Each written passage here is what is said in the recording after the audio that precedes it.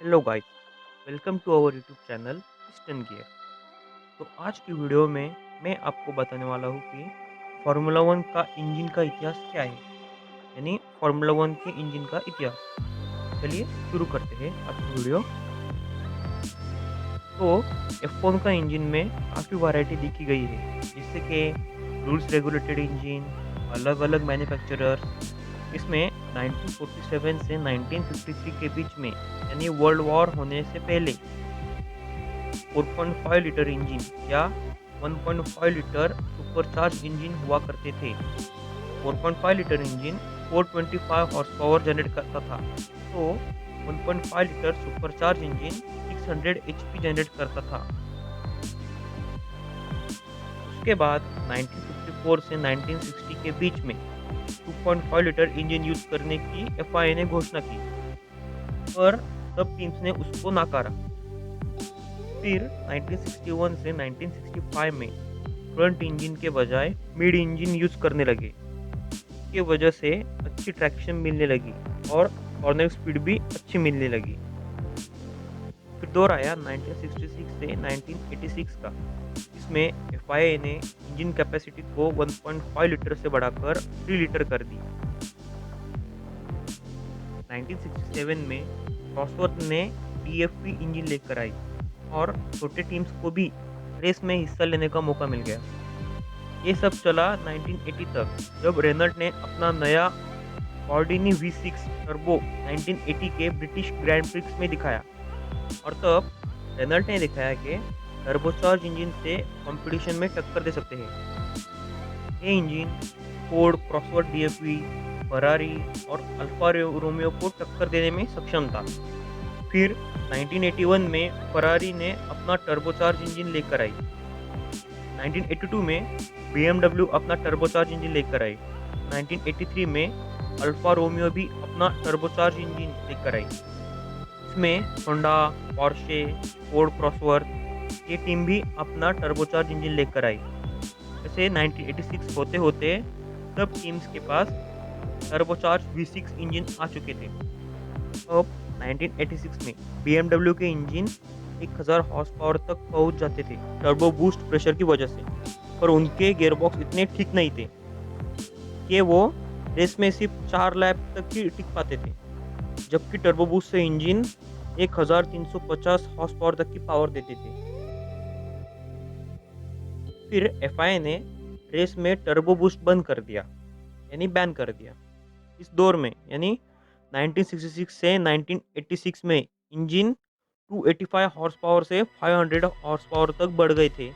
Turbo 500 horse power से 900 horse power तक बढ़ गए थे और 1350 हॉर्स पावर क्वालिफाइंग में सीमित कर दी गई थी। इस दौर में टीम्स के पास सिर्फ 2 ही ऑप्शन थे, जैसे 3 लीटर का नेचुरल इंजन यानी बिना टर्बोचार्जर या सुपरचार्जर का, और सेकेंड ऑप्शन था 1.5 लीटर टर्बोचार्जर या सुपरचार्जर इंजन।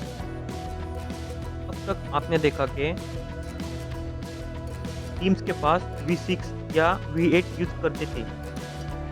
जब 1989 में टर्बोचार्ज इंजन बैन होने के बाद टीम्स को एक ही ऑप्शन था, वो था 3.5 लीटर का इंजन। फिर आया होंडा का V10 इंजन, जो कि 675 हॉर्स पावर देता था और वो मैक्लारेन F1 पर लगा के चैंपियन रही। इसके नीचे रेनल्ट का V10 जो 650 हॉर्स पावर देता था और इंजन विलियम्स पर लगा हुआ था। फिर फरारी का V12 जो कि 660 हॉर्स पावर देता था। फिर उसके बाद आया फोर्ड क्रॉसवर्थ का DFR इंजन जो कि V8 होने पर 620 हॉर्स पावर देता था। फिर इस बीच में लैम्बोर्गिनी का V12 इंजन जो कि 620 हॉर्स पावर देता था और यामाहा का V8 560 हॉर्स पावर का इंजन। फिर 1990 का सीज़न भी मैक्लारेन ने जीता और उस टाइम होंडा का V10 इंजन था जो कि पिछले सीज़न से 15 हॉर्स पावर ज़्यादा था, यानी 690 हॉर्स पावर की पावर देता था और ड्राइवर था एयरटॉन सेना। एक और बार 1991 का सीज़न भी होंडा इंजन के साथ मैक्लारेन ने ही जीता। ड्राइवर भी सेम ही था, एयरटॉन सेना। बस इस बार इंजन में एक ही बदलाव था, जो था V10 के बजाय V12 का इंजन लेकर आई थी, जो 710 हॉर्स पावर देती थी और रेनॉल्ट का इंजन विलियम्स में लगा था जो कि V12 होके 700 हॉर्स पावर देता था। फिर 1990 से 1994 तक रेनॉल्ट ने विलियम्स के साथ वर्ल्ड चैंपियनशिप जीती। 1994 का सीजन एंड होते होते फरारी अपना V12 820 हॉर्स पावर के साथ लेकर आया। अब दौर आया 1995 से 2005 का। इस दौर में 3 लीटर का इंजन यूज करने का रूल आया और इंजन पावर 650 हॉर्स पावर से 665 हॉर्स पावर तक था। इस दौर में 1995 से 1997 तक रेनॉल्ट का इंजन दमदार रहा, तो लगातार 3 चैंपियनशिप जीते विलियम्स और बेनेटन के साथ। फिर 1998 से 2000 तक मर्सिडीज का इंजन पावरफुल था, जो कि 2 वर्ल्ड चैंपियंस रहे मिका हाइकनन के साथ। अब 1996 में फरारी ने अपना V12 का ट्रेडिशन छोड़ के V10 में आ गया। फिर BMW ने 2000 में विलियम्स को इंजन सप्लाई करना शुरू किया, जो कि T81 इंजन था, जो 17,800 आरपीएम तक पहुंच जाता था, पर इतना भी विश्वसनीय इंजन नहीं था रेस में बहुत सारे ब्लोअप्स होने के बाद। फिर BMW का आया T82 इंजन। 2002 में इस इंजन ने रिकॉर्ड ब्रेक करते हुए 19,000 आरपीएम को छू लिया। फिर BMW का P82 इंजन आया। 2002 में इस इंजन ने रिकॉर्ड ब्रेक करते हुए 19,050 आरपीएम को छू दिया। यह दुनिया का सबसे पहला इंजन था जो 3 लीटर V10 इंजन में 19,000 आरपीएम को पार कर दिया। BMW यहाँ पर भी रुका नहीं।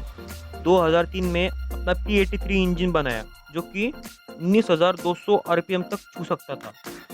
फिर FIA ने 2005 में V10 इंजन के लिए नया नियम लागू किया, जो एक सिलेंडर पर 5 से ज़्यादा वॉल्व ना हो और एक इंजन 2 रेस दौड़ सके। इसमें पावरफुल इंजन यानी मर्सिडीज का इंजन 930 bhp देता था, जबकि रेनॉल्ट, फरारी और टोयोटा का 900 HP ही देता था। BMW 950 bhp देता था और होंडा 965 bhp देता था। फिर दौर आया 2006 से 2013 का। इसमें 3 लीटर V10 इंजन को छोड़ के 2.4 लीटर V8 यूज़ करने लगे। इस इंजन में 2 इनलेट वाल्व और 2 exhaust valve, minimum 95 kg engine का weight, variable inlet exhaust, variable valve timing बंद कर दी गया। एक सिलेंडर में सिर्फ एक ही फ्यूल इंजेक्टर और एक ही स्पार्क प्लग चाहिए, ऐसे कुछ नियम लागू हुए। अब 2007 से FIA ने इंजन के लिए कुछ नए रूल्स एंड रेगुलेशंस लाए, जो कि इंजन के डेवलपमेंट कॉस्ट को कम करते थे। और डेवलपमेंट कॉस्ट और वेट कम होने से इंजन की पावर 20% तक बढ़ गई। फार्मूला 1 की कॉस्ट कितनी आती है, इस पर मैंने एक सेपरेट वीडियो बनाई है। ऊपर आई बटन यहाँ पर वीडियो आ जाएंगी, एक बार ज़रूर देखिएगा। अब नए इंजन आए, अब कुछ ही टीम्स थी जो नया इंजन तैयार कर पाती। फिर 2006 के इंजन 2007 और 2008 के ग्रैंड प्रिक्स में अलाउ कर दिए गए, पर 2007 में सिर्फ 19,000 आरपीएम की लिमिट थी और वो घटा करके 2008 में 18,000 आरपीएम कर दी गई। और ए ड्राइवर को एक सीजन में सिर्फ 8 ही इंजन यूज करने की अनुमति थी। अगर 8 से ज़्यादा इंजन यूज करे तो फिर उसको 10 प्लस ग्रिड पेनल्टी लगती थी। इस टॉपिक पर यानी पेनल्टीज इन फार्मूला 1, इस पर एक सेपरेट वीडियो अपने चैनल पर ज़रूर आएगी। अगर आपने अब तक सब्सक्राइब नहीं किया होगा तो ज़रूर कर दें। अब क्रॉसवर्थ जो 2006 से गायब था, वो 2010 में वापस आया और 3 नए टीम्स को साथ लेकर आया, जो थी लोटस रेसिंग, HRT और वर्जिन रेसिंग। और विलियम्स ने भी क्रॉसवर्थ को अपनाया। ये सीज़न BMW और टोयोटा का इंजन लास्ट सीजन था।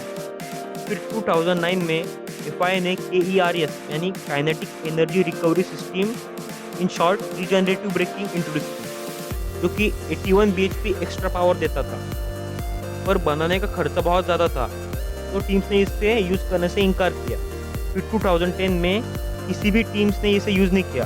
फिर 2011 में सिर्फ 3 टीम्स को छोड़ के बाकी सब टीम के पास था, और 2013 में सब टीम के पास KERS सिस्टम थी। अब दौर आया 2014 से 2021 का, जहाँ पर 2.4 लीटर V8 इंजन को छोड़ के 1.6 लीटर V6 कर दिया और आरपीएम लिमिट 15,000 कर दी। फार्मूला 1 में जो 1988 से टर्बोचार्जर बैन किया गया था, को 2014 में वापस अलाउ कर दिया। फिर KERS का नाम बदल के MGU-K यानी मोटर जनरेटर यूनिट काइनेटिक और MGU-H यानी मोटर जनरेटर यूनिट हीट कर दिया। और मर्सिडीज का इंजन सबसे पावरफुल रहने लगा, जो कि 870 हॉर्स पावर देती थी। फिर ये हाइब्रिड इंजन सप्लायर सिर्फ मर्सिडीज, फरारी, रेनॉल्ट बनाती थी और होंडा भी अपनी इंजन 2015 में लेके आया। आने वाले सालों में यानी 2022 में FIA का न्यू प्लान चल रहा है, जो कि MGU-K और MGU-H जो कि रेयर एक्सल को ड्राइव करती थी, अब उसमें से जो MGU-K है वो अभी फ्रंट एक्सल को ड्राइव करेगा। यानी इन शॉर्ट अब फॉर्मूला 1 4 व्हील ड्राइव होगी, रेयर व्हील ड्राइव से 4 व्हील ड्राइव होगी। तो दोस्तों, आपको ये वीडियो कैसी लगी ये कमेंट्स में ज़रूर बताना, और नेक्स्ट वीडियो किस टॉपिक पे बनाऊँ ये भी कमेंट्स में ज़रूर बताना, और लाइक और सब्सक्राइब ज़रूर करना, इससे मोटिवेशन मिलता है भाई। नेक्स्ट वीडियो किस टॉपिक पे बनाना ये ज़रूर बताएं। वीडियो देखने के लिए शुक्रिया, धन्यवाद, जय हिंद।